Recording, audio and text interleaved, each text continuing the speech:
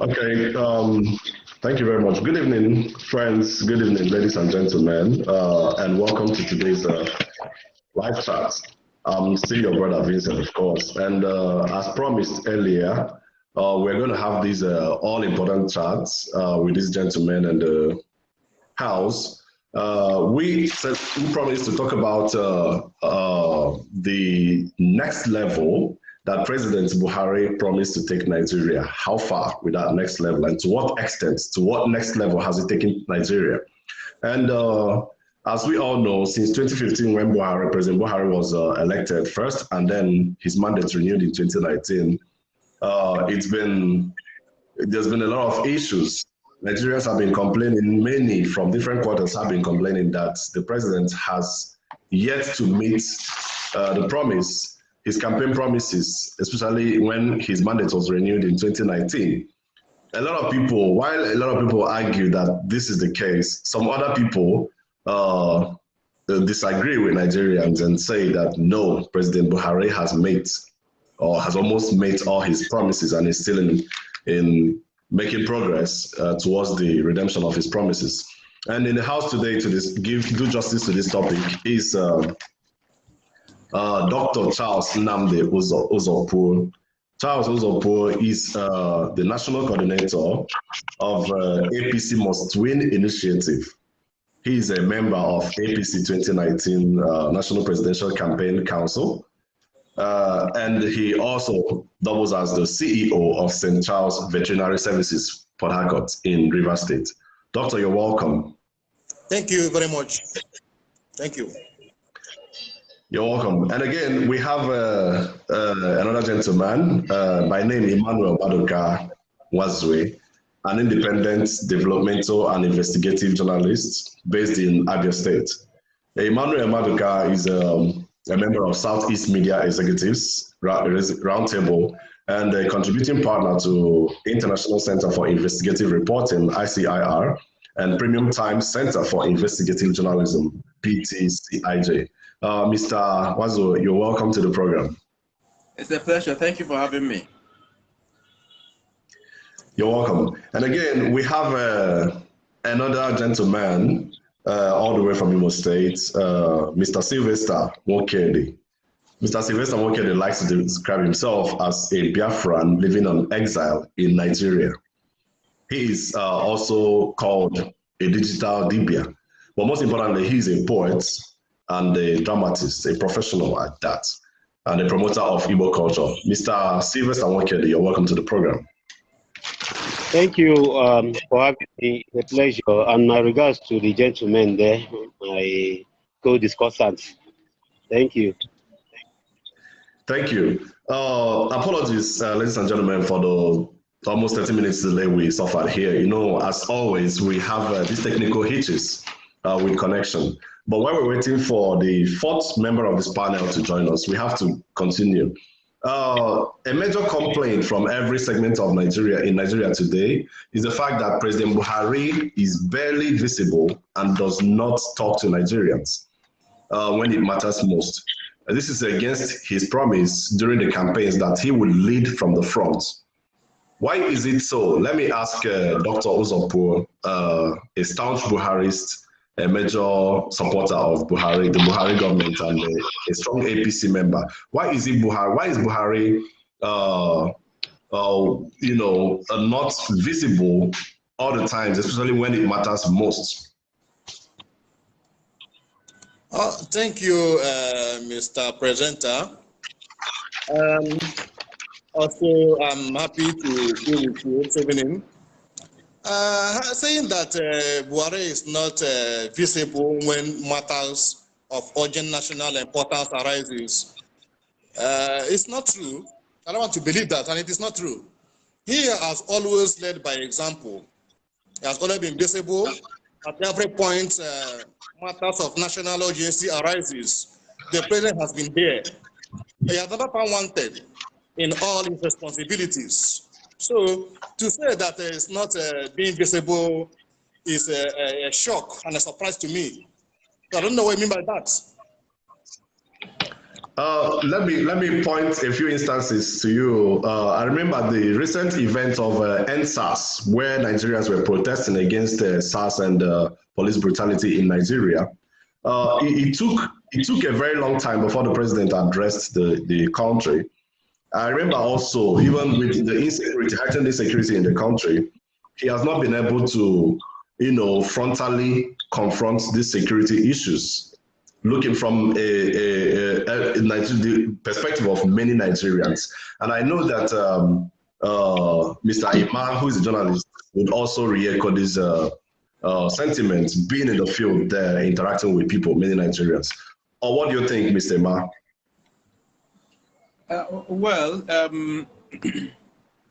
It is just like I wish for John Watt. So you do not need a mirror to look at it, or would you need anyone to tell you this is exactly the truth or not? The fact is that we do not expect any diehard supporter of the president to see his airings, and that is it. But then, from a well-known perspective, the president has been an absentia president, and there's no two ways about it. There's no two ways about it. Where we should have the president speak, where we should see him act, we barely see the president. In fact, there are too many issues, to the extent that Nigerians, when Nigerians began to complain about the unavailability of our president, we saw Femi Adesina. In fact, both Garba Shehu and Femi Adesina have at different occasions told Nigerians that the president is not a talkative, that it is not his style talking to Nigerians, that it is not his style. So that means the president must have adopted an unfamiliar style, unpopular style that is very much alien to Nigerians. Hence, where we should see him play the fatherly role. We now see his aides, presidential aides, talking to us. But he has forgotten. Thank you very much. He has forgotten. Let me learn. But he has forgotten that we did not elect these people who are speaking on behalf of the president.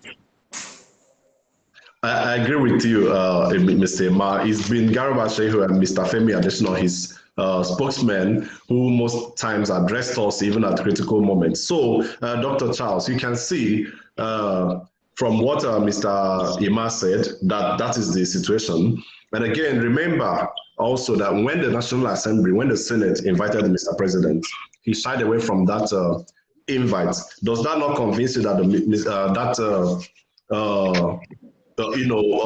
makes the president appear to people as an almost invisible president? My brother, I still find it very surprised that Nigerians, still hold this kind of misconception about our president. One, going by some of the issues you raised during the NSAS saga. So youths came up with the NSAS protests, and you think that government will just wake up and say this or that without making a proper analysis of the situation? No, but within few days, about 6 days, government granted the demands of the people. The protesters' demand was granted and SARS was ended. When SARS was ended, in order to tell you that the protest was not all about SARS, NSAS, people infiltrated the group and they turned it to another thing. You and me now can say, we can attest to how it all ended. The president swiftly reacted to the situation and ended SARS. Now, talking about invitation to National Assembly, the National Assembly does not have any rights to order the president. There is a difference between invitation and the summon. You don't just summon a president. It's not your houseboy. He's the president of the Federal Republic of Nigeria and commander-in-chief on the armed forces.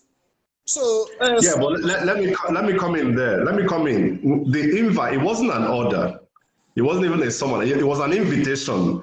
You know, considering the fact that things were going bad, it was at the height of the kidnapping when some 300 and something students were kidnapped from, I think the one that happened in Katsina State. There was one that happened in Zamfara State. There was one that happened in Niger State. Now, for all of this, it was at the peak of it that the Senate asked him to please make an appearance. They even met him, and he agreed. He agreed that he would appear in the National Assembly. But on a second thought, the Attorney General made a statement that said that the president cannot come, that it is not constitutional for the president to come. My brother, see, the president is not somebody you can just order about. It was not a mere invitation. It was a summon. It was an order. We have a chief of defense staff. We have the chief of army staff. So we have all the service chiefs who are answerable to Nigerians. And it would have been proper for the National Assembly to invite any of these security officers to appear, because the president has made available all they needed to combat insecurity in Nigeria. All the enabling laws has been made to the same National Assembly to make the security operative in Nigeria to function effectively. So one now wonders why on the occasion of kidnapping, rape, you now invite someone, the president, to come and address the National Assembly. If you are the president, will you appear in such an occasion? You cannot. Yes, I will appear because I will be speaking to Nigerians through the National Assembly elected by Nigerians. It was an urgent national security issue, and the president was required to, appear before the National Assembly, before the legislators to talk. But let's not overflow that issue. Let me come to you, Mr. Nwokedi. The president seems to have, even before now, the president, Nigerians called him Baba Go Slow. Because of his tardiness to issues regarding utmost urgency, just like what we're talking about. I remember from the beginning of his tenure, after his election, the president, it took him almost 6 months before he appointed the first cabinet. And again, to replace any retired or dead minister, I remember when Amina Mohammed resigned to join the United Nations, and when Dr. James Ocholi, I think the former Minister of Labour, had an accident, died in an accident. It took the president almost 6 months to make a reappointment. Now, that has been the style of the president ever since he became president of Nigeria. Why do you think it is so, Mr. Nwokedi? Oh, it's very simple, very, very simple. There's no need running around the issue. It shows that the president has never been in charge in this country.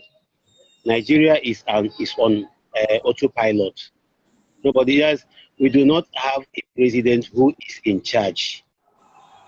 From 2015, let's put that memory lane, let's treat it, because history is very important. Buhari was not, His Excellency the President, was not supposed to be elected. He is not the man for these times that we are facing in this country. He was neither mentally prepared, physically prepared, visually prepared. He wasn't the man for the job. That is why you see all the gaps he has been committing. That's why you see that he is an absential president. That is why like you just said, it took him 6 months. He said he was looking for angels. He was looking for technocrats. But what did he give us? The same recycled old politician that took him 6 months to recycle. It happened before our own very eyes. So it's the Igbos, there's an adage in English, but it's an Igbo adage that you do not tell a blind man that there is no salt in the soup because there's no oil, So it's very simple. There's nothing to hide about it. We have a man that is not there, even as you are seeing him, assuming that he is the Buhari that was elected in 2015, assuming in quotes. But we have somebody who is there, but it's not there. That is what is happening. Thank you. I'm glad. Thank you, Mr. Sylvester. I'm glad you accept that Buhari is there, but not visible. Unlike, because I remember you described yourself as a Biafran in Nigeria, and I also remember that the leader of your IPOB, if you remember, has been banding this narrative that President Buhari is dead. I, for one, do not believe that he is dead, and I'm glad to see also to hear from you now that you believe he is alive. Now, let's look at the signals coming from the north, where the president comes from. His brothers, the leaders of the Northern Elders Forum, I remember they've been in the media. Why are you guys still having Buhari continue as president? I'm talking to you now, Dr. Charles Uzopuo. If his brothers, if he has the support of his brothers, why are you still supporting him as to remain as Nigeria's president? Despite his failures. Please come again. I drew your attention to the fact that the president has lost the support of even his brothers in the north. You may have seen the Northern Elders Forum calling for his resignation, but it still beats one's imagination to see people like you supporting the president, calling on him to continue as the president, despite his many failings. Why? Mr. President, I think this particular discussion is now turning to the APC supporter of Buhari defend this issue or defend that issue. I think we should be able to highlight what Buhari has been able to achieve in the next level. Why is talking about going slow? Why is talking about going slow? Government, as we know, is slow and steady. When President Muhammadu Buhari won election in 2015, he said something. He said there's a limit that his age can allow him to perform. Because he's a very truthful man, a very frank man. Now, saying again that his brothers have deserted him is also a surprise to me. Buhari, as I know, has a cult followership in the north. All his brothers are solidly behind him. There is nobody that deserted him except those who have selfish interests, who wanted to get material things from the government and upon it that's appointed. Like somebody like Buba Galadima, who was his very close friend. And you know very well that as you are now, Da Vinci, if you win election tomorrow, if you win election tomorrow, and you have to select persons to work with you, you know your friends you are going to select. You know who is who.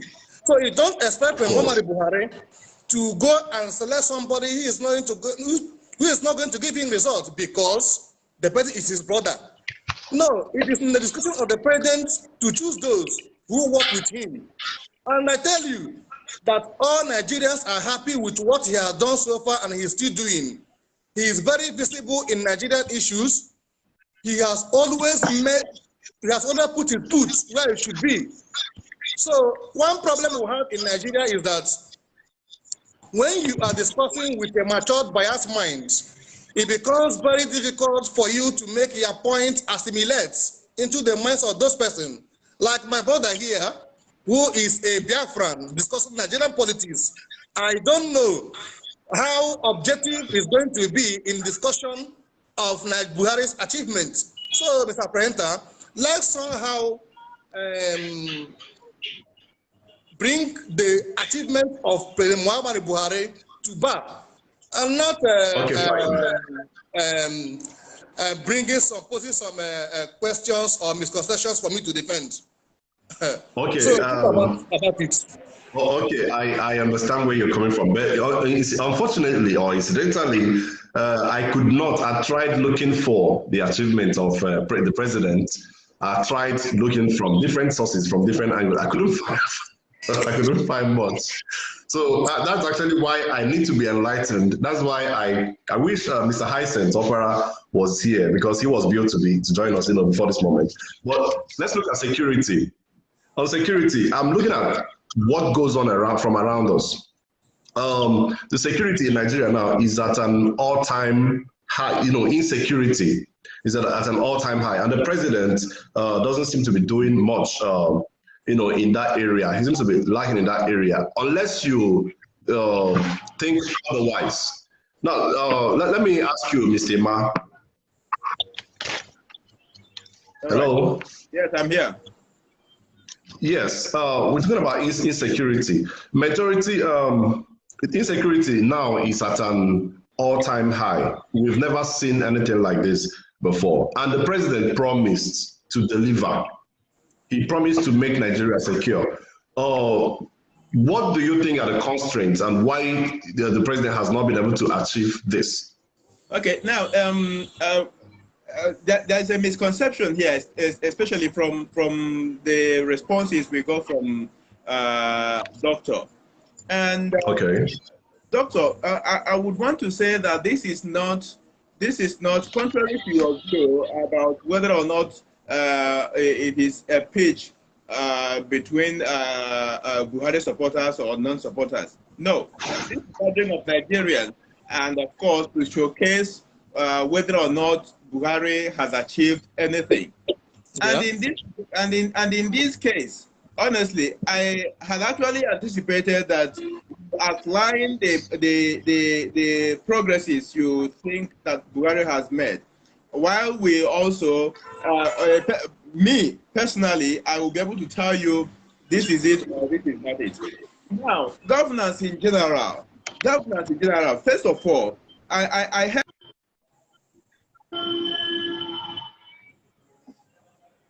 Go ahead.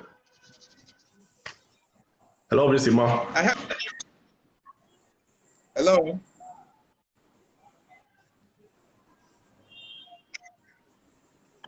All right. Yeah, all right. I received the call. Yes, I heard you say that the president cannot be summoned by the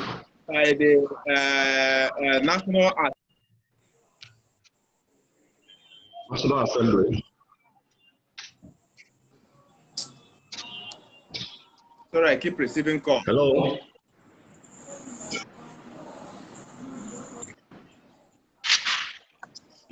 So one, the president did not become the president of Nigeria by his just wishes.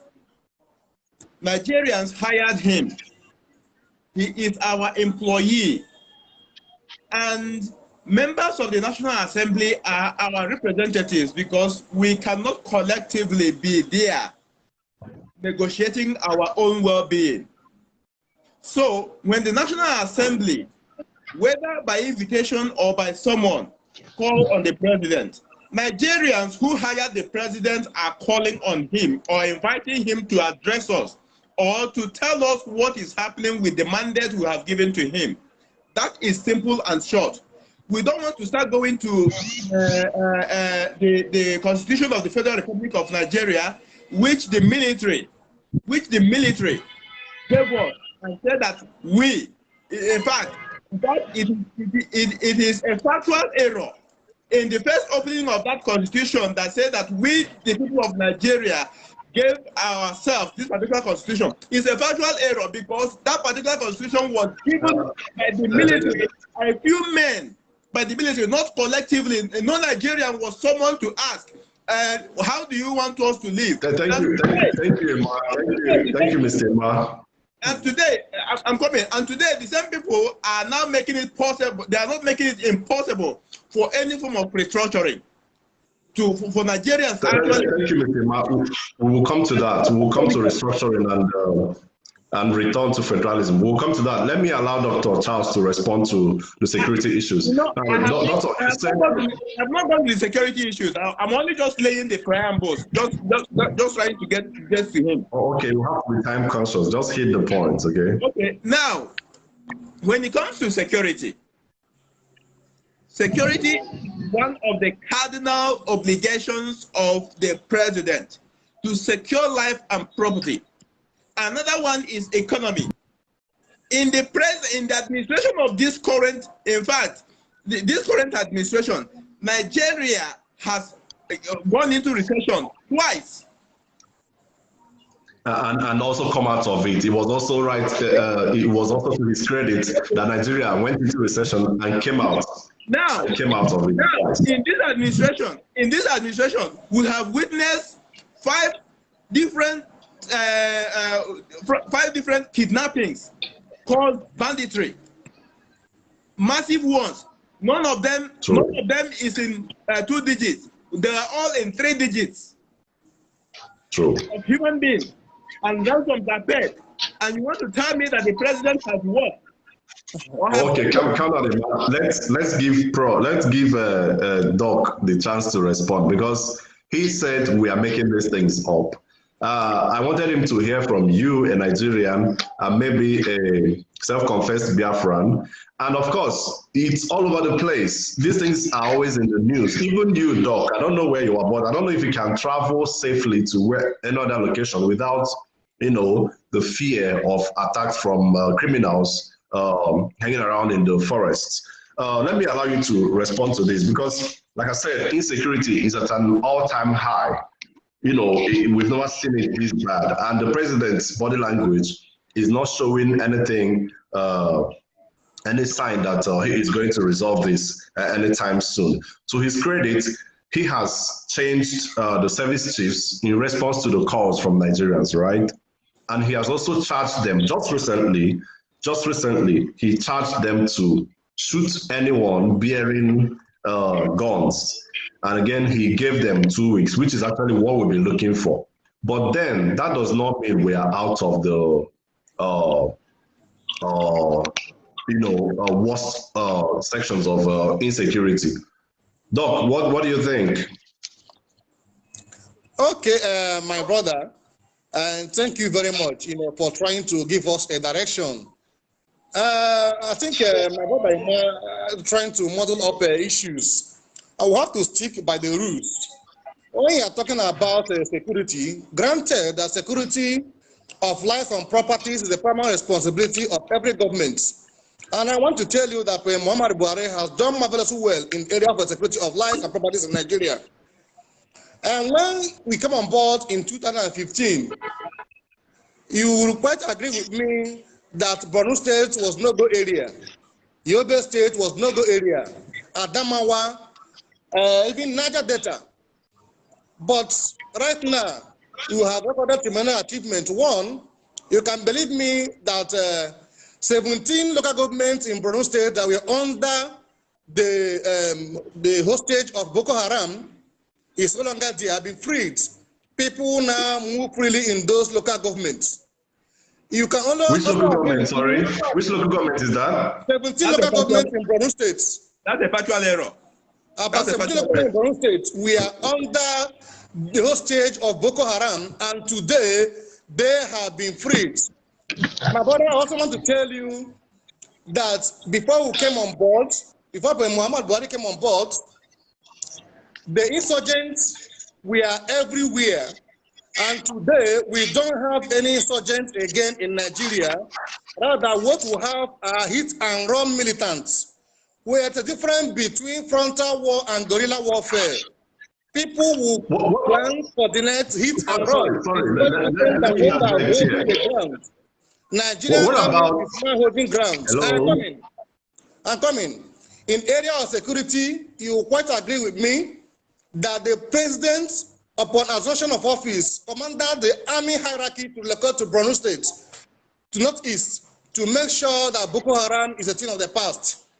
And it has happened. But that order, we did not see that order take effect. We did not see the results of that order. We haven't seen, which is why Nigerians... That order is people returning from their homes. Millions of Nigerians in those states were in IDP camps. They have been reunited with their families. Many of those persons, like the traditional rulers, were off their palaces. Today, they have all returned. The Meduguri Mongonu Road was not possible, was closed. It has been open for vehicular movement and people's movements. It is still like that today, Doc. It is still. I don't know where you're getting your information from. What we have today is a coordinated guerrilla warfare. When they will hit, whereby 300 students will be kidnapped at once. It may interest you to know that Buhari, as the president of Nigeria, has made everything possible for the Nigerian military to surmount the insecurity we have in Nigeria. Nigerian security, if you agree with me, has been overstretched towards the lateral limits. And when you stress something beyond the lateral limit, what do you expect? There are sponsored crises in the northwest, in northeast. There are sponsored insecurity in the northwest. There are transport insecurity in the southwest. Then in southeast too. In southeast too, there are also sponsored insecurity in the southeast. Now, what is the capacity of our military personnel? What is the capacity of the Nigerian Air Force, Army, and Police? I think it's important that religious leaders and political leaders in the country join forces with the president to preach against insecurity, to preach against kidnapping, to preach against rape, to preach against banditry. It's only but we have been preaching. We have been preaching. Sheikh Gumi, a respected Muslim cleric, has gone to the forest negotiating with these guys. But the more he negotiates, the more they kidnap more people. Just as we're speaking, we still have about 60 people there. Negotiating for the release of a kidnapped person in a captive is very different from preaching peace. Lay down your guns, lay down your weapons. There are two different things. People have been kidnapped. The first thing you do is to see how you can be able to rescue those kidnapped persons. And this Buhari have done. Remember the Chibok girls, about 106 of them have been released. The Tatu girls, we are all released. The Kankara school girls, we are all released. So the people, this thing started. And more people that will be kidnapped will be released too, right? Hello? This situation started in a very small scale, and the previous government handled it with a key glove, granting amnesty to criminals. That's why the president had made an emphatic statement that he doesn't have to negotiate with criminals. If you're a criminal, you have to be dealt with. So it has made the governors of different states in Nigeria not to sit up. Things we have done earlier before now. So the president is working. All right, let me. Okay, I see your point. I see your point, Prof. I wouldn't want to engage in any arguments with you, but I would want to use facts that are available in the media and out there in the society to ask you questions. But let me, before I get to you on this particular topic, let me put this to Mr. Sylvester. People have said that the reason security apparatus is not working is because of the lopsided appointments made by the president. He's been accused severally of nepotism, because of majority of the appointments he made have Nigerians from a particular part of the country as most beneficiaries. This is against one of the promises he made. This is he promised to rule, have an all-encompassing family, have every member of every ethnic group ruling in Nigeria, but his appointments have proved otherwise. Mr. Sylvester, what do you think of this? He is guilty as charged. He is guilty as charged. Because we have seen all the appointments in the military. Let me even tell you that I wouldn't say that Jonathan did well, because I'm not his apologist. Because there is something about discussion with those who are partisan. For instance, if I'm a PDP person and then you're just an APC person, because you're opposition. I am neither of these, because I believe Nigeria has never actually worked. Nigeria has never worked. Now, Buhari has made it worse. Now, he has just look at all those in the military. Even the recent one now, they had to start bringing the guy, the Irabo. He's an Igbo person. They are now forcing Igbo-ness on him. They are trying to now force Igbo-ness on him. You understand? Because he knows that he was doing the wrong thing. Even the recent EFCC appointment, who did he appoint? Somebody from the same particular region. Why did he give the IG of police? Let me add to what you're saying. Let me say something, because you said they are forcing Igbo-ness on Irabo. Yes, if Irabo is from Delta State, and that's an Igbo-speaking part of Delta. But then, another credit to the president is that the president has done something nobody has ever done. He's made him a 4-star general. He just recently promoted that same area to a 4-star general. Isn't that a credit? Isn't that something you need to give the president credit for? Listen now, that is a small screen.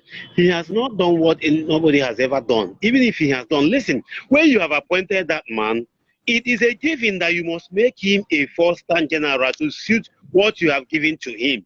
He cannot just be a general and become chief of defense staff. It is never done. No, the last person there was a lieutenant general. Remember, Buratai was a lieutenant general. Buratai left as a lieutenant general. Chief of army staff. Irabo is chief of defense staff, is he not? Yes. He's not defense staff, is he not? Now, also, even a lieutenant general is not a 4-star general, is he not? A 4-star general. No, check the army hierarchy now. Go and look at their ranks. I know these things. You can Google it. It's there. He's a 4-star general. The 4-star general is superior to the lieutenant general. And the 4-star general, is superior to the lieutenant general. Just like the lieutenant general is superior to a major general. Hold on. From being a lieutenant general, the next rank is general, is it not? Exactly, a full general. I don't want to the argument, the discussion, but I would like you to Google the military hierarchy.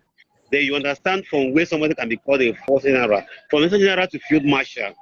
Do you understand? But let's leave that now. Let's come back to the appointment in the military. Since he assumed office, it has been from one particular ethnic group and then a mixture of people from South. Because if you say Irabo is Igbo, it's Delta Igbo, right? So, what is this geographical zone? South. Do you understand? Even the governor of the South, good. Let's just say things for what they are. Let's not paint issues. Now, look at what he even did. You sacked the service chiefs because they were not. People say they were not doing well. He was even forced to do that. It was deleted. The Senate shouted. He was deleted. Now after that, he now had to compensate them. Those who failed. You failed an exam. You failed a given task, and you are compensated with a ministerial post. Where is that done? And you tell me he has done something nobody has ever done. This is one of it. Somebody failed at a given. Nobody has ever done that. Good. Somebody failed at a given task. Who should go home and relax and think of why he failed? Now you appointed the person, gave him a ministerial position. Where is that done? You are now encouraging mediocrity. You are now encouraging failure because most of them are from your own area. How do you look at what happened when Ejirika was there? They accused him. Ejirika was accused of killing unarmed civilians, of doing this. He was accused of all sorts of things because he was Igbo. Yes. Okay, thank you, Mr. Nwokedi. Thank you, Nwokedi, for your insightful contributions. Mr. Emma, just a few words on this topic before we go to the next. On nepotism, the president has been accused of nepotism. And let me also acknowledge Apostle Godwin, who said here he needs to know why Buhari is an unapologetic ethnic bigot and a champion of bigotry. Something we're thinking about here.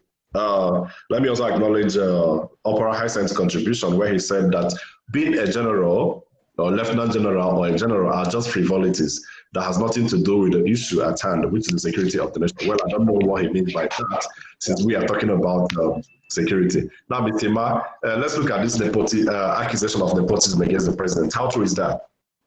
All right. There is just like my brother there said, the president is as guilty as charged.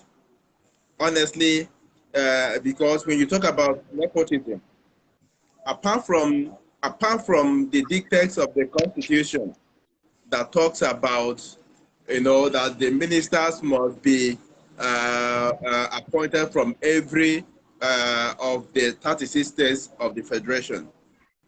Check every other appointment.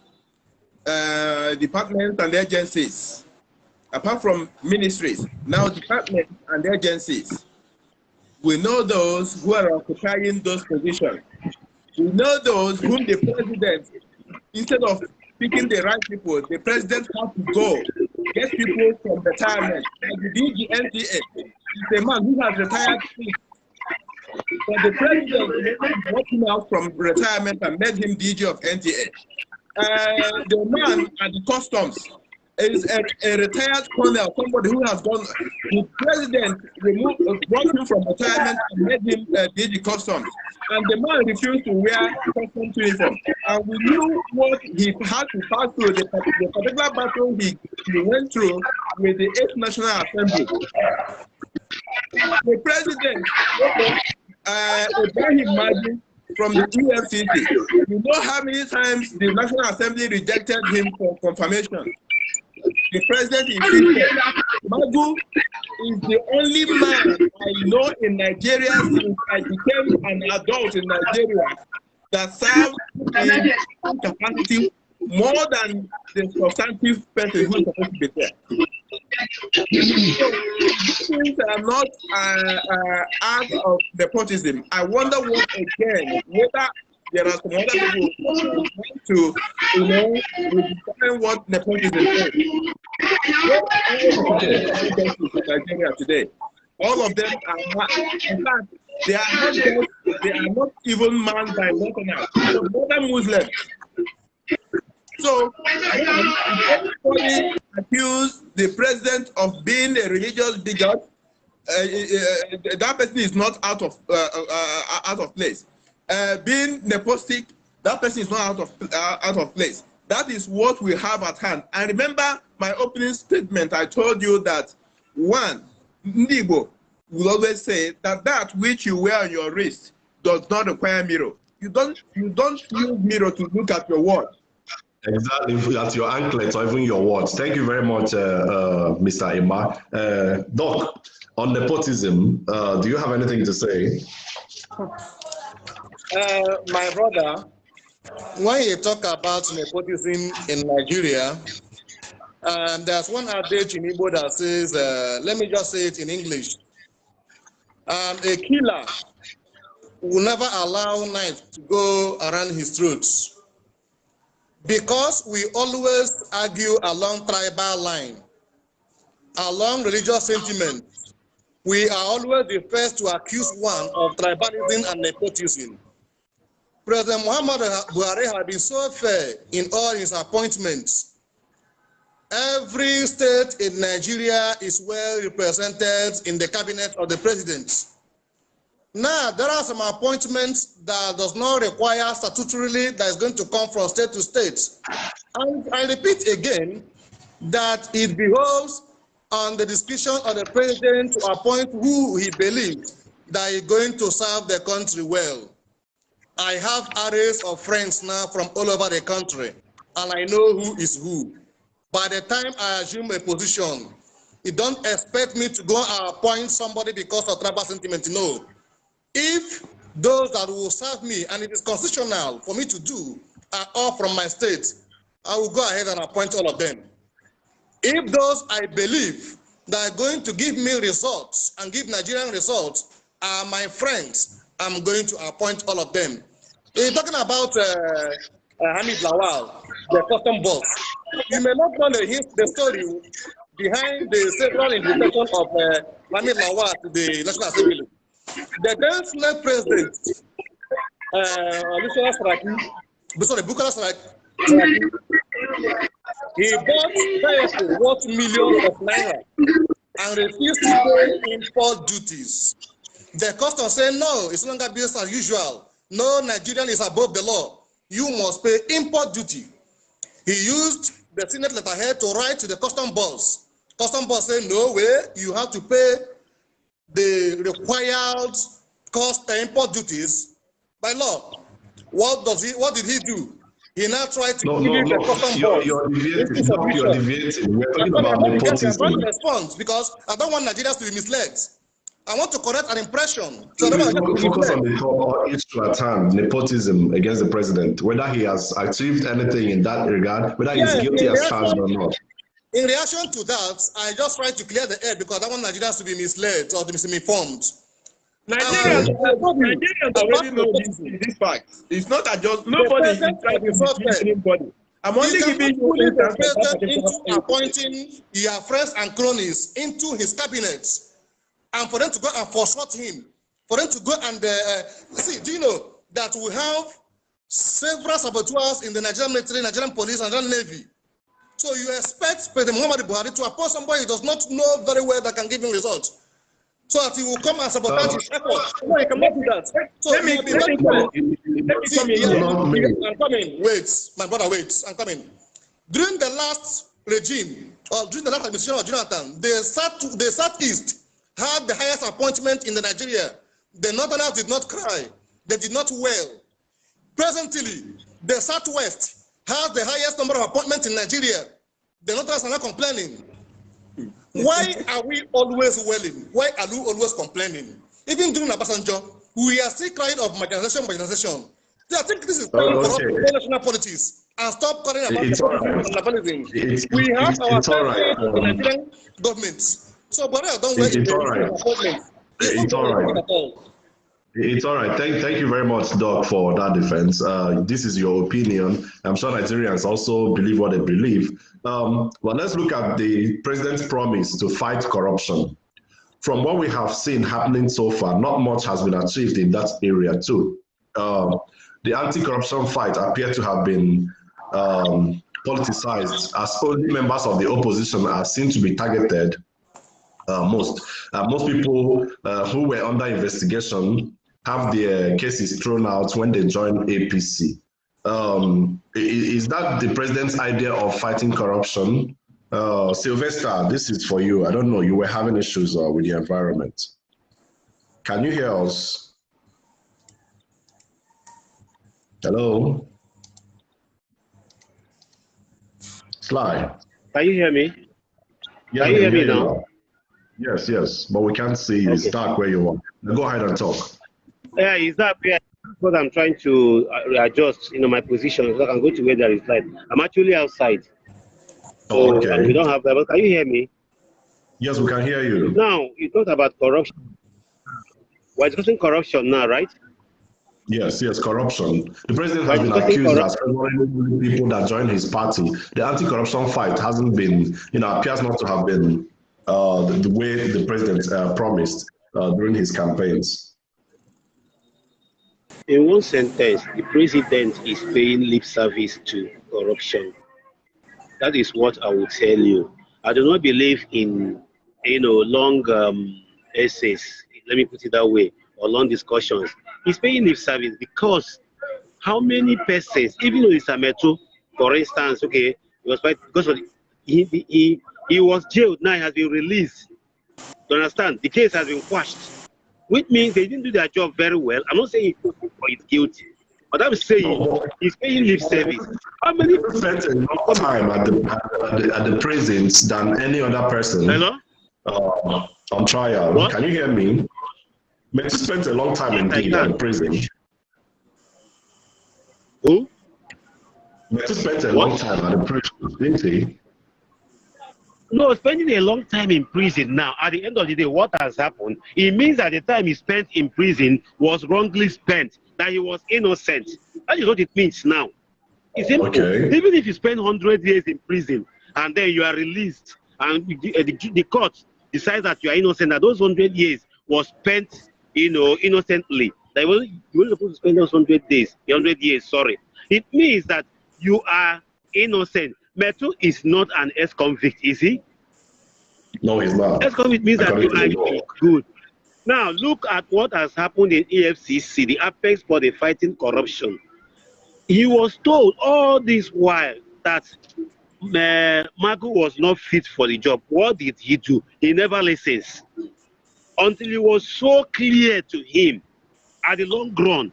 But this was what he was told a year, 2 years, 3 years ago. He would have done. He insisted because he never listens to anybody.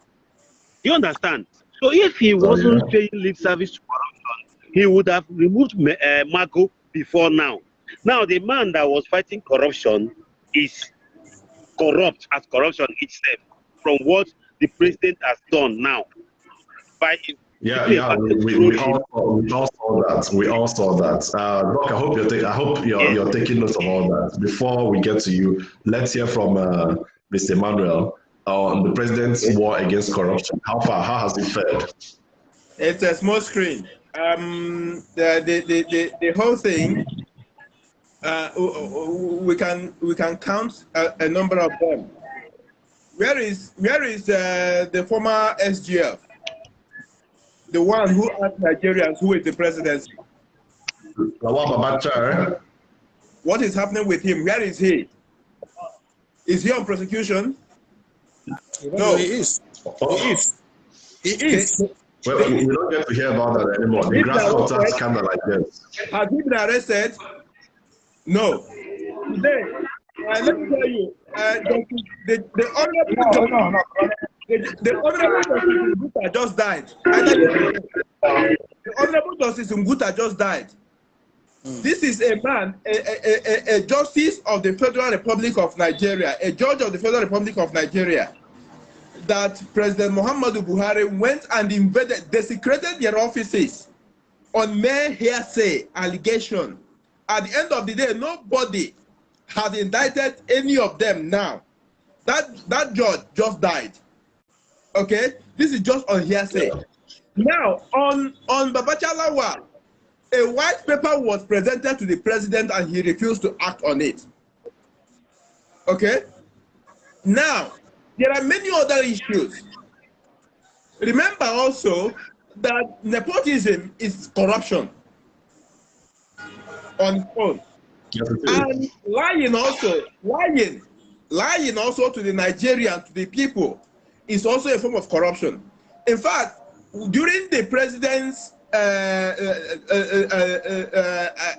the expression of interest form, the president told us that it was his bank manager that paid his nomination form fee for is it 27 million naira or so. Up to this, I am telling you that it is a pure lie. Nobody ever paid that money for Mr. President. The president told us that he himself had only one house, or he could not do it. But we have his children. We have his children all studying abroad. So that's just on that side. What you're saying in effect is that the next level has only rubbed off on the president and his family, right? And not Nigerians. No, he's a public servant. He is a public servant. He is a public servant, and we have the right to hold him accountable by his words. Exactly. By his words. Exactly. We have the right to hold him accountable. And that is it. Exactly, which is why we're having this discussion. But can we allow Doc to respond to this? He is no longer a private person. He is no longer a private person. So we can. We should compare ourselves. When Jacob Zuma was the president of South Africa, you need to see how he was interrogated by the South African House of Assembly. So this the parliament. Sorry. So that is what we should be holding in Nigeria. But here, the president we hired with our own money. We take care of his entire family with our own money. He seems to be an emperor that don't want to listen to anybody. So we cannot accept that. All right. You're talking about okay. Let's allow Doc to respond to that so we can attend to other questions. Thank you, Mr. Ima. Let's allow Doc to respond to the anti-corruption allegations against this government, the APC government. Yes, how has the president fared on his anti-corruption fight? I feel the emotions of my brother there. I think he needs to understand what it means to be a president of a country, even a local government chairman, or even a governor. You have right to many things. You have access to many things. So it is not out of place for President Muhammadu Buhari to have access to the things you have said. If you don't have access to them, I don't think if it's me that would have access to those things they're talking about. Now, about the anti-corruption crusades, this is a man that's judged to be the most cleanest man in sub-Saharan Africa, and in fact in the world, because he abhors corruption and is not corrupt. Even some of his detractors have accused him of everything, but none has said that he's a corrupt person. None. Even President Obasanjo has even said it. Now, when Buhari came on board, he inaugurated the Presidential Advisory Committee on Anti-Corruption, headed by a renowned judge, a retired judge, professor. And they were given the responsibility to bring up reforms for the judiciary, to assist in laws that is going to aid the anti-corruption crusades. And this committee has been working. Sometimes some of us don't try to know what has this man achieved. We just swallow all we think that he has not been able to do. You're talking about Uzopuo. Uzopuo has not been discharged and acquitted. His case is referred back to the High Court for a trial. Ojis Okano has not been discharged and acquitted. How about Lawal Babate, the former SGF? He still has a case to answer. Now, are you aware that Nyame is in prison? Are you aware? Yes, he's in prison. That Joshua Nyame is not an APC, is he? Nyame is not an APC governor, is he? You may not be aware that Babata Lawal still have a case in court to answer. He is not But he's not in prison. He is not in prison. He's not in prison. He cannot just be in prison. The offense of the courts. If you are judged, if the High Court finish their judgment, you have the right within the specified time to appeal the judgment. If the appeal court finish the judgment is not in your favor, you still have rights to appeal to the Supreme Court. Now let me tell you, Buhari is not the Chief Justice of the Federation. Buhari has given the judiciary all the enabling environment to operate and defend in the anti-corruption crusades. We may not also know that Maina is in prison, and court has refused to grant him bail in prison for sure because of the fear that's going to jump bail again, because he did it the first time and they're not sure. His granddaughter also washed his hand off his case, so he doesn't have anybody now to even guarantee him. How did Maina?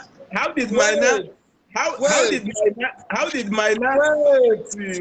listen to me. Allow him to finish, Mr. Listen to me. Billions of naira have been recovered, most of which were used to finance 2017 budgets through the anti-corruption crusade. Today, through the Nigerian information units, you can see that the federal government has given an order, executive order, to prevent the state governors or any stakeholder not to tamper with the local government allocation, so that there will be accountability in the local government to enable the local government to be able to function effectively. Because if the government does not get to the grassroots, there is no way the people will feel the impact of government. I think you have said enough on anti-corruption. Let's look at other because the president made a lot of promises. We are talking about anti-corruption. Excuse me, anti-corruption work is real. There is no sacred cow. This is a president who relieved the secretary of the federal government of his duties because of accusation. Because once you are accused, you cannot automatically go to prison. Again, that was after so much pressure. That was after so much pressure from the people. Excuse me, are you aware? Dog, are you aware? Excuse me, I listened to you when you were talking. Give me a chance to talk. Allow me to finish. When you are accused, you cannot be holding the same responsibility while you are in investigation. You must have to be relieved of your duties. And it is not President Muhammadu Buhari that's going to prosecute you. It's not going to be Muhammadu Buhari. It's the judiciary, I agree. It's the judiciary. About Magu. Magu is a man who was appointed to fight corruption, and he lived up to expectation. At a point when there was allegation of corruption against him, the president relieved him of his duties. That to show that the president does not treat anybody with big load. That goes to show that this man means business. He relieved the EFCC board, the former EFCC boss Magu, of his duties. And now another person has been appointed. No, I don't think so. I think the president kept pushing his name for approval at the Senate. You're missing it. President appointed him, and the Senate rejected him. The Senate under Saraki. The Senate was more or less an opposition to the government of President Buhari. No, but they acted based on the DSS report. They acted based on the DSS report available on Magu. Remember? My brother, anybody can cook a report against you. Anybody can cook a report. I have friends in DSS. I have friends in police. I have friends in the army. I can use any of my friends and cronies in all these agencies to cook a report against you. That means they are corrupt. That means they are part of the corruption, right? That means they are part of the corruption. If they can do that without, if anybody can cook up a corruption case against the head of EFCC, it means there's trouble. Yes, that's trouble. That's why remember when the president told you that Nigerians are fantastically corrupt, and we are like trying to cover the parent heads. Nigerians are very corrupt. Da Vinci, you and me, we are in the student union government. We are in the same University of Nigeria. So you can be able to tell me very, very well that if there is any student union president, departmental president, or faculty president that was not accused of filtering into the purse of the students. So my accusations came, but when they proven, we have graduated. Many Nigerians, just think of us who have tried to live above board in all we are dealing. Most Nigerians are very corrupt. So when they accuse somebody, you don't just send the person into jail. No, you allow due process to take place. Magu was accused. The parents did not retain him. He was rid of his duties and allowed the process to follow. So the Buhari has shown very firm resolve in the fight against corruption. Nigerians are very, very corrupt. Every sector of Nigeria is corrupt. I can list. I'm glad you accept that fact. Nigeria who have corruption allegations firmly in this dispensation. Thank you very much, Doc. I am glad you accept the fact that Nigerians are very corrupt, despite everything being done. Let me come to Let me ask you, Doc, a question. Unfortunately, we have lost the other our panel member, Sylvester Nwokedi. I think he was having technical issues there, but we have to go ahead. To you, Emma, I'm bringing this to you. Maybe you can talk about what you want. You can say what you wanted to say before you answer this question on restructuring. You know, more than 2 years after Governor El-Rufai of Kaduna State turned in his report on restructuring, nothing has been done by the president about it, despite the yearnings of Nigerians across the board. This is one of the promises the president made during his campaign that he's yet to fulfill. What do you think of that, Mr. Ma? It is in his character to renege. That's the character of the president, to renege. So we are not surprised. One, let me ask the doc a question. Now, the administration of Goodluck Jonathan declared Maina, former DG Trust Fund, declared wanted. Are you aware that it was in this administration of Mr. No Corruption that he was reinstated and was receiving salary under the federal government of Nigeria? Why is Maina now? Let me ask you. Excuse me. It took a whistleblower. It took a whistleblower to bring it to the attention of Nigerians that Maina was under the payroll of the Nigerian Civil Service. That was her. My brother, this government does not act on Trump up charges or main allegation. No. We must be factual in your allegation. Excuse me. You have your time to respond.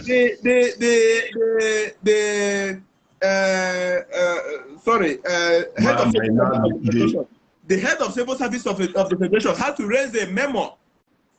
In fact, extricating herself because she did ask that question on why Maina should be in that ministry under Dambazel.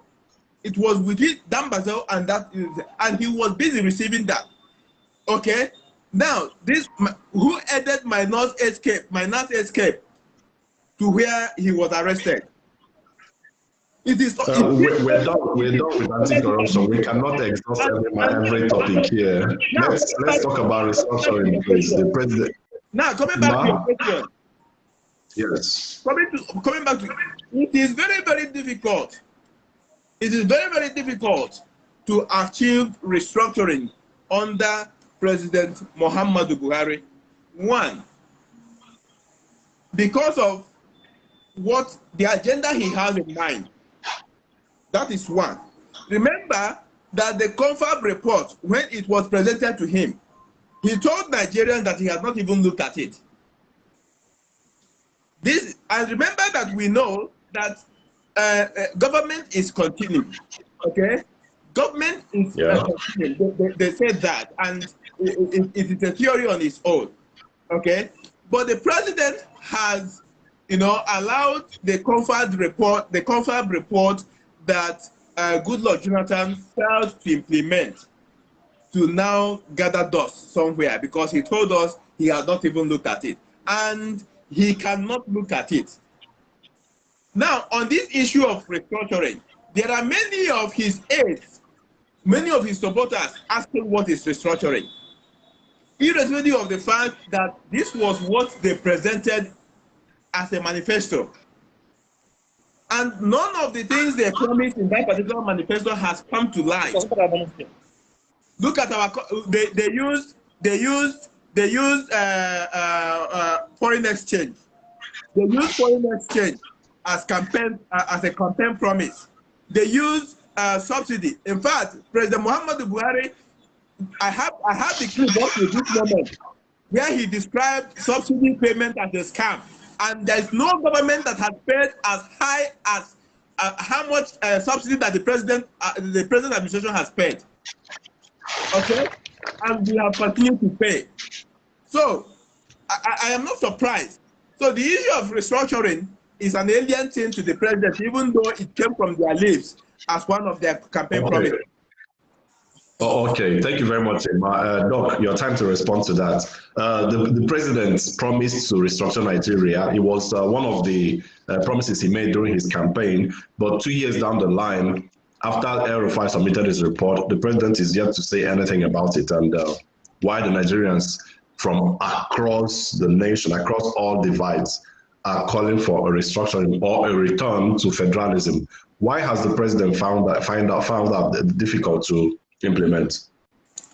My brother, the restructuring was a campaign promise of the PDP. I'm not APC.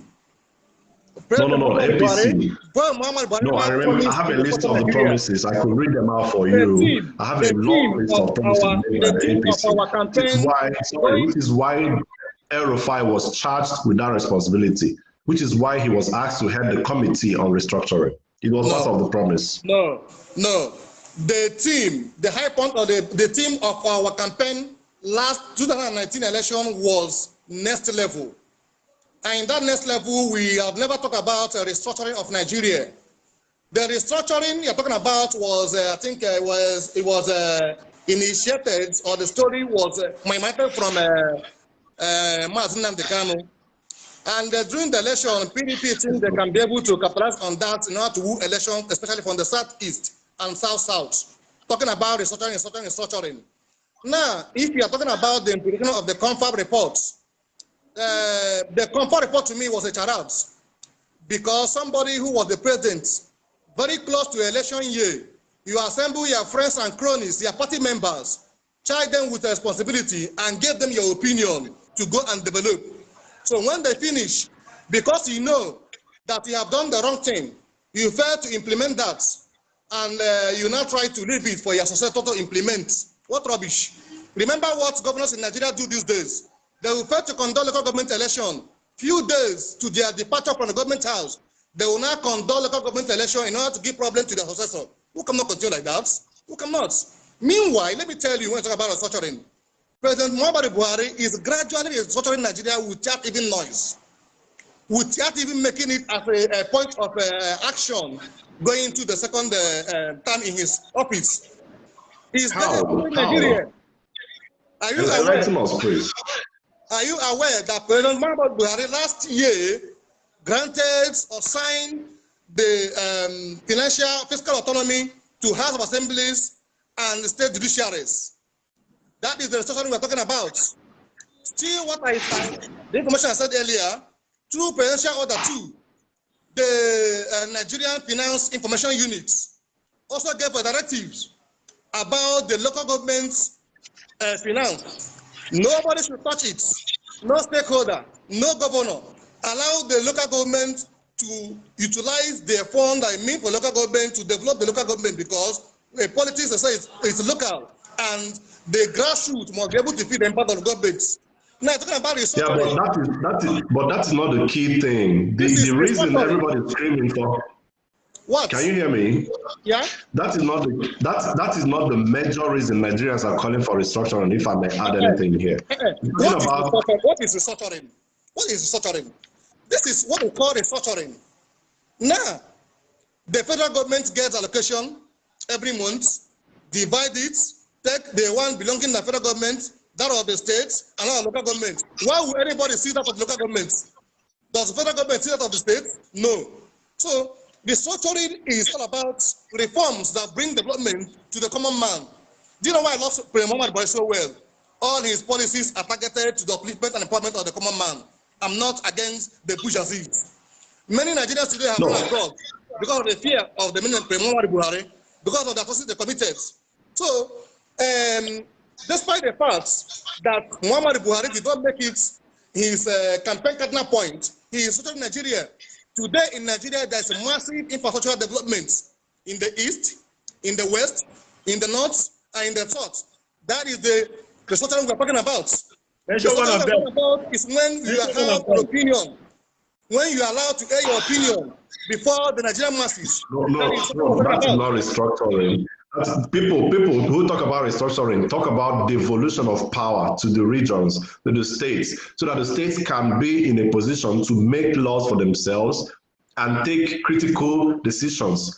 You know, when you remove a lot of things on the exclusive list and move it to the states list, where the states can be able to have something like a state police, for instance, you know, where the governor, as the chief security officer of the state, can take critical decisions, make appointments, and take security measures to protect his state.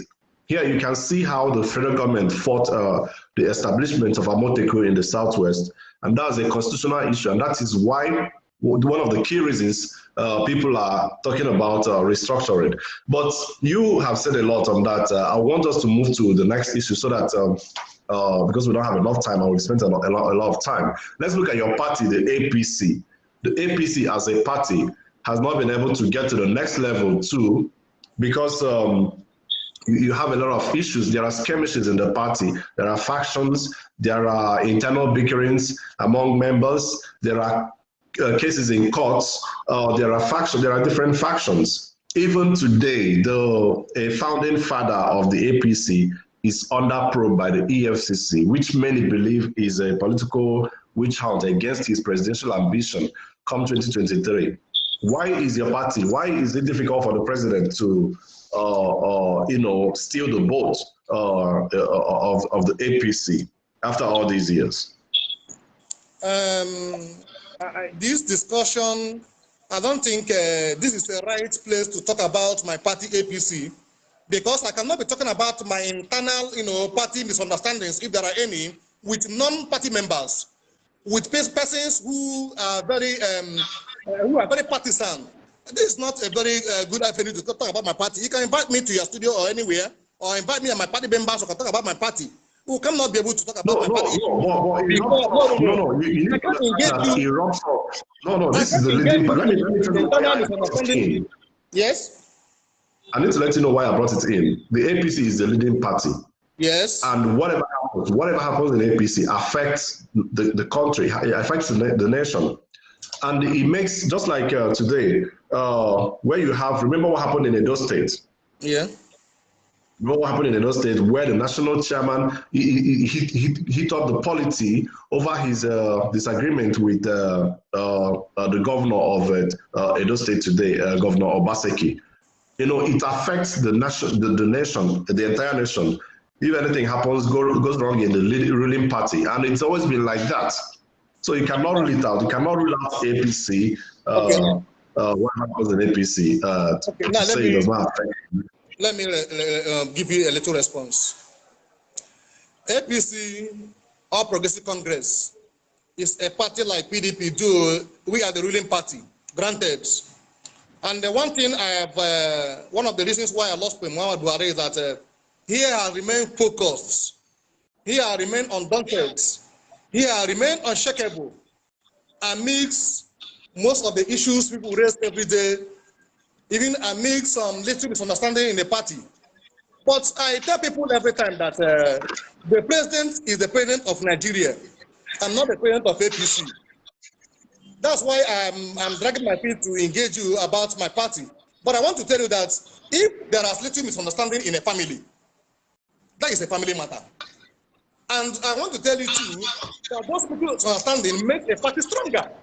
And APC has come out stronger and is going to come before the next election. I don't think that anybody can even beat APC at all. There will be a team to beat.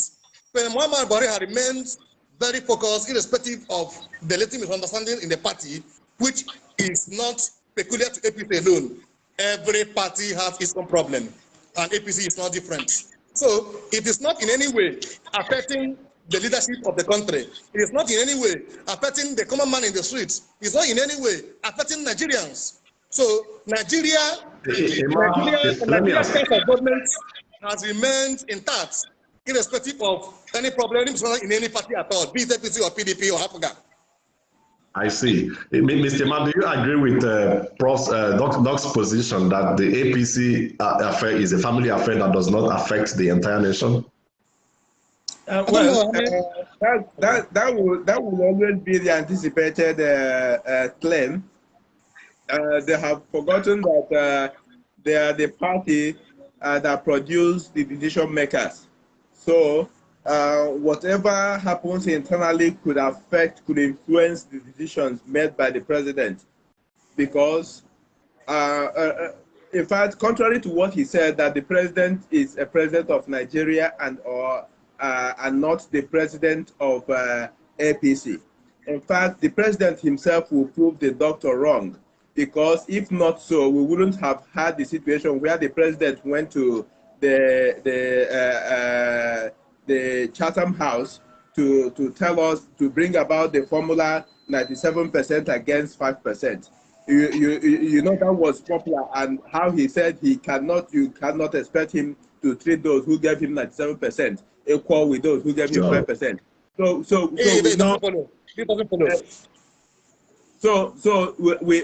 we can see that if he can do that, and he came back actually to make true his statement. We saw it through his appointments. We saw it through his decisions. We saw it even when he told World Bank. In fact, the man in charge of Africa or World Bank even told Nigerians that the president asked him to focus in the Northeast. Okay, so we know these things. So we know these things. We know his what he has been. In fact, no Nigerian that experienced the military regime of President Muhammadu Buhari would reasonably follow him at this time around, because of what we heard of him and what he has shown us today. Thank you, Emma. So what we are saying in essence is that the president, in fact, it was just a lip service that he said that particular allegation that his inauguration speech was even was plagiarized, where he said that he belonged to everybody and belongs to nobody. So we know where enough of the shots. Thank you. Enough of the shots. Let's look at the key area before we go. Before you go, I want to just make this point on security. We have had situations where are you going back or front? Mr. President, we're going forward. We're going forward. Please, don't take us back to security. Arrested Boko Haram insurgents were released, and some of them they are telling us that they have been what? They are repentant. Boko Haram, those who have killed Nigerian army, decimated Nigerian army. No. Maybe that is the president's idea of enhancing security, using the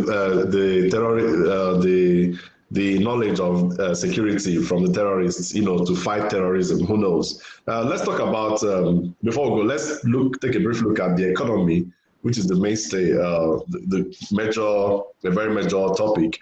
The nation's debt profile has gone high, as high as a little above $30 billion. That is alarming. It's not something anybody would want to, and it keeps going higher. Then you look at the next level, the next level of comfort, happiness that APC and Buhari promised Nigerians. We woke up to this 2021 to see an increased tax rates, increased energy rates, increased costs of goods all over the places, and even the billions of naira pumped into the agricultural sector did not rub off as the cost of food skyrocketed. Rice was not, the president banned the importation of rice and later unbanned it because the local ones was not sufficient for Nigerians. The federal government has also reached into the pension funds saved for workers to borrow money the first time. He's done it the second time, and he has also asked banks to make available funds in dormant accounts in the banks, for the federal government. The federal government is broke. Why is it like this? He promised subsidy, he removed the subsidy, but still it did not rub off on the price of petroleum products. In fact, it keeps going higher and higher, and Nigerians are screaming. The forex exchange is high. Doc, is this the next level that the president promised Nigerians? Is it next level of hardship or next level of what? I do not understand. Could you clarify us before we go? This is, I think it's quite funny, that we are seeing Nigeria and Nigerian economy in this light. I don't know if you read this day newspaper of 5th March, day before yesterday. And I think some of us are accused of being paid for supporting President Muhammadu Buhari. And I doubt if this daily newspaper is also accused of such. If you see the caption. This is a commercial entity, I hope you know. Well, the caption says, the Buhari administration, the good news. What is the good news? The return of the rice pyramids through the Anchors Borrowers Scheme. The Kebbi State government and other states like Ebonyi states, keyed into it. And today, the rice pyramids are returned to Nigeria after about 13 years. Since Buhari took over from 2016 to date, we have all had made in Nigerian rice. I don't know of you, me, I cannot remember the color and taste of foreign rice presently. And how much did you buy the bag of local rice, Prof? Now, she's talking about the. For how much? For how much did you buy a bag of the local rice you use? Now, you're talking about how much? Let me ask you a question. The cost of it. Is it affordable to the common man? Before 1999, how much was a bag of rice? Well, less than 4,000 naira. From 1999 till 2015, how much was the bag of rice? So, inflation of commodities is a factor of the market indices, and not the government fixing the price. Remember, we are having a capitalist economy, a near capitalist economy. So, talking about the price of rice, there's a time vehicles or motor cars were sold at 2 naira. Everybody did not buy it. But because of the interplay between the demand and supply, the price of commodities have continuously increased. However, I want to tell you that we have more than 20 rice milling companies now in Nigeria, and more are coming up, new ones in full capacity. Give them some time, you will see competition in the sector. And when the competition comes, when you have more supplies than demand, because our economy has been run on importation is all this while till we came on board. Give them small time, you will see competition in the rice industry and other commodities. Definitely the market forces will bring down the price. Check out what's happening in fertilizer. Through the Presidential Fertilizer Initiative, the government had agreement with Morocco. And today, what's the price of fertilizer? It has been brought down from 9 to 11,000 to 5,500. This is what we call good governance initiative. Now talking about the economy, the SMEs, the microfinance, small, medium, and large enterprises have been assisted to grow. They have been assisted in one way or the other to flourish. The president has come up with different social intervention program to assist the Nigerian populace. You know about the Empower. More than 1 million of Nigerians have been listed into the Empower, and they earn 30,000 naira every month. This is coming from Nigerian government. But you know that the money sunk into Empower is meant to be productive, but it's actually loans collected from foreign countries and foreign banks being distributed to people without any commensurate productivity. How do you think the government will pay back these loans? It is not true. The loans Nigeria gets is used for massive infrastructure development. Any government that is ready to work will borrow money and develop its place. America is only over to 7 trillion. And America is always a country who always cites America. They're owing over to 7 trillion in dollars. So if Nigeria borrows money to improve our decayed infrastructure, you can see what is happening in Enugu, Port Harcourt Road. You can see what is happening in Boni Road. You can see what is happening in Kano, Maiduguri Road. You can see the massive infrastructure in everywhere. How about the so-called bonds? The first time, in talking about Nigerian economy, for the first time, Nigeria enlisted in diaspora bonds. And diaspora bond is about $300 million. Nigeria enlisted in the so-called bond. The first tranche was 2017, $100 million. The second tranche was in 2018, $100 million. The third tranche was in 2020, last year.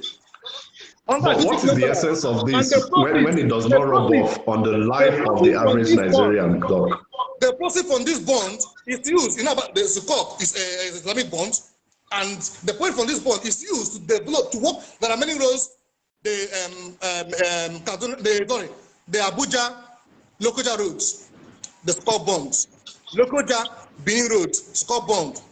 Enugu Port Harcourt Road, the Sukuk bonds. And the Onitsha Enugu Express Road, the Sukuk bond. The second Niger Bridge. The second Niger Bridge. Let me help you. I'm coming to that. Kano Maiduguri Road, which is going to cut across Bauchi. They got across, I think, Yobe and Borno states to cut bombs.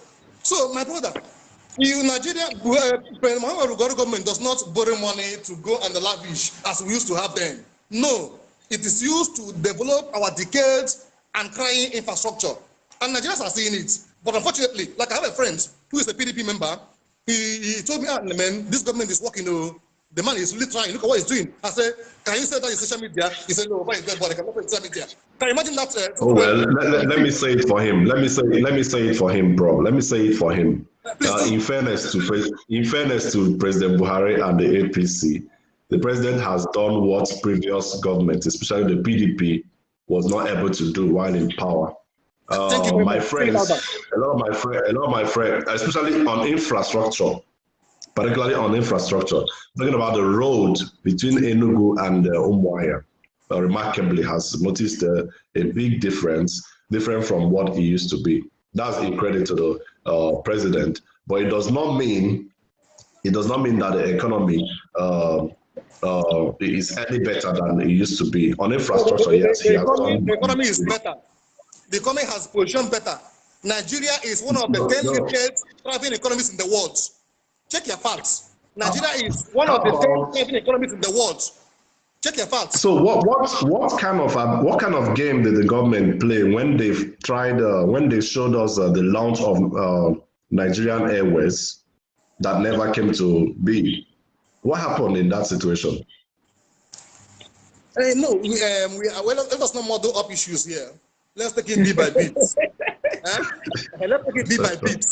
I think we're talking about no, it's not part of the economy because it is under transportation. It's part of the economy. No, if a policy is not well designed and it came on board, and government say no, let us go back to the drawing board and make it better. Is it a bad thing? It's not a bad thing. Oh well, it's a bad thing. If you go to launch, print banners, launching materials when it is not ready. When it is not ready to take off. But sorry, I appreciate you know that some agencies of government can be overseer sometimes. And before you say Jack, they're out. So, and then when you the president and commander-in-chief were supposed to have approved it before the guy went to town with those claims. My brother, whatever claims that must have gone out here and retracted, it is better that a mistake is corrected than allow it to be because you want to protect your pride. No, it's nonsense. We don't do that. President Muhammad Buhari is a very simple person, very truthful. Once he tell you yes, it's yes, it's yes. He said no, no, it's no. Are you aware of the school feeding program? Don't sneer that. 9 million children. Don't sneer that place. Don't sneer. And this is how our economy is being assisted to grow. Many caterers are encouraged. Hold on. Those are not development programs. And I want to relate to you how it improves our economy. Please, how? Good and fine. Now we have about 55,000 schools enlisted in the school feeding program. And in this program, you have vendors. These are caterers, and this caterer receive this money from government. They go to market to buy food from the sellers, and the sellers go to buy the food from the producers. Now there is a takeoff. The takeoff is the caterers who produce these foods. It's not easier for people to produce foods because they know they have ready markets. Thereby, well, how can they be eating food when teachers are not being paid? When teachers are being poorly paid? When the teachers teaching the students, impacting knowledge on the students are not properly paid. There is Is it all about food? There is no federal government teacher that is called president. You have taken this in one side there though, because you have been speaking for almost 30 minutes. Let me finish this one and hand over to you. Let me finish. There is no staff. I want you to finish it so that you can say your last one before we go. Okay, there is no staff for the federal government that is called presently. The teachers in the federal government institutions and private school or secondary school, tertiary institution are paid as and when due. And it may interest you to know that even pension arrears are being paid by this government. The company, the NITEL, the Biafran police retired, these people have been paid their pension. Despite the fact that the pension was not inherited by this administration. So you have actually highlighted a lot of things, and I agree with you that some of these things you said are valid. Now back to you, Mr. Ma. Let's look at the economy. Some of these issues he raised. Do you totally agree with him? I do not totally agree with him. Let me first of all begin with the school feeding program. The school feeding program was going on when the schools were on lockdown and children were at home. Who were they feeding? That's the question he will need to answer. Should I answer it? Okay, answer. Let's answer it. Now, to show you that Nigeria is really going to the next level, we are going digital. The students, the pupils were in their houses, and a situation was made where the food is being delivered to their houses in order to help these persons who some of their parents were out of work. These are pupils from those schools where the school feeding were taking place. The food were being delivered to their different houses. Check your record and confirm. Did you see any of these actions on television? The information is available in your fingertips, in your palms, dear.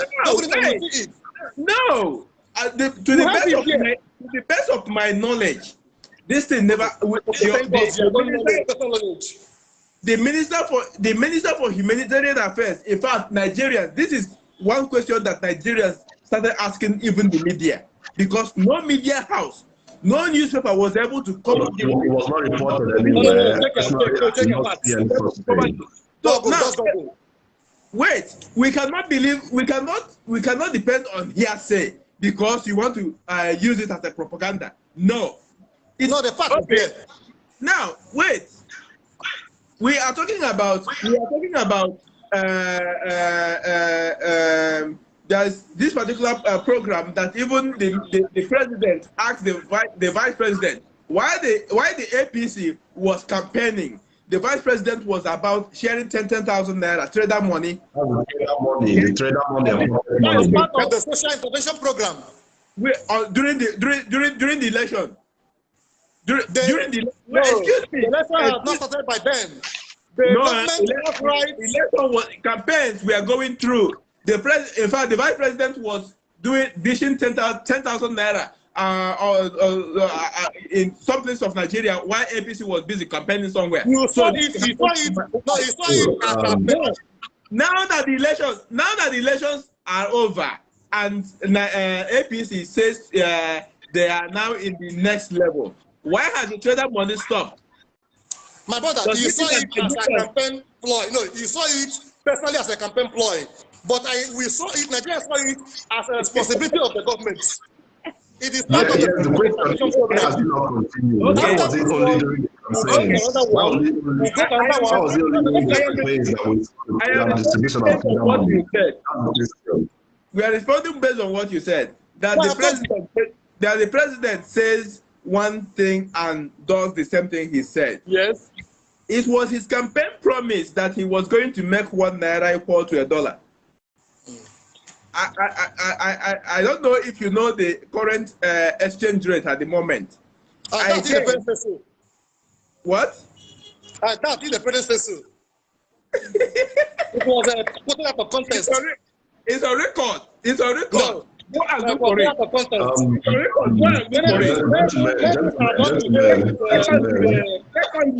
Secondly, what is happening today with the gadget in our hands? Secondly, what is happening with the Naira Yuan swap? My brother, I think you are making it another program. I have never for you.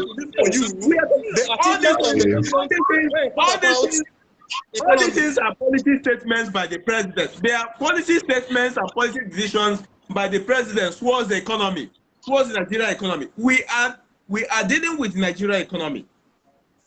Twice in this administration, as I mentioned earlier, the economy has gone into recession and out.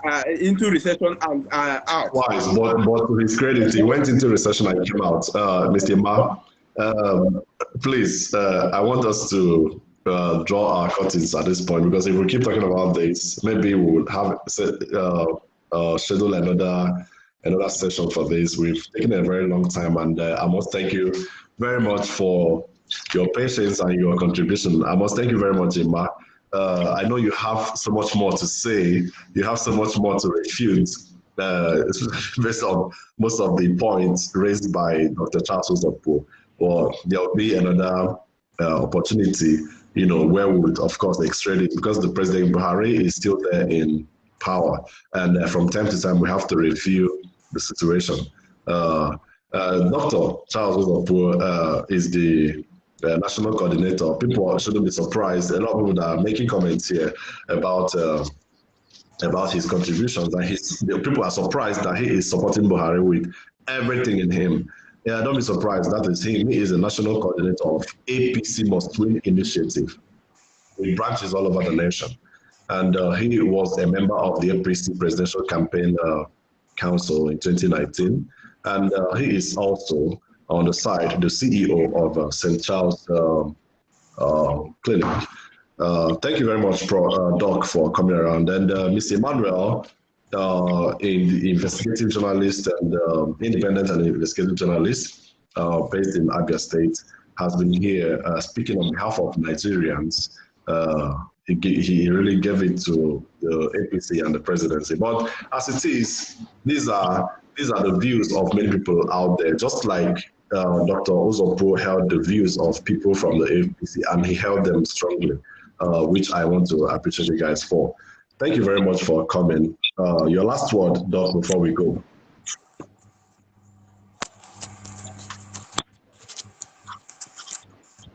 Did you hear me? Yes. Hello? Yes. Your last word to Nigerian. My last word is when next we talk about, first of all, I thank you very much for bringing me to this program. And our advice next time we'll talk about the next level where Buhari is taking us. I think we should be able to take it sector by sector and not modeling up issues. Most of those things we still read on social media that is not assisting the nation. Also, please let us not be distracted of some of the comments and views we get on our social media platforms, because 90% of your friends on the Southeast and South out, a region that have not seen the president in good light. Meanwhile, some of us who are progressive, notwithstanding where we come from, we are always telling Nigerians what this man is doing. A Fulani man who has so much have been able to transform. In short, Southeast have benefited more in this Buhari administration. That's why we are. Thank you very much. And I thank you once more again. Thank you. Thank you very much. Mr. Ma, your last word, your final word on this program.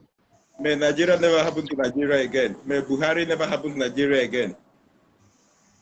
I'm sure a lot of people out there will be saying amen to this. Thank you very much for your time, gentlemen, and enjoy the rest of your evening.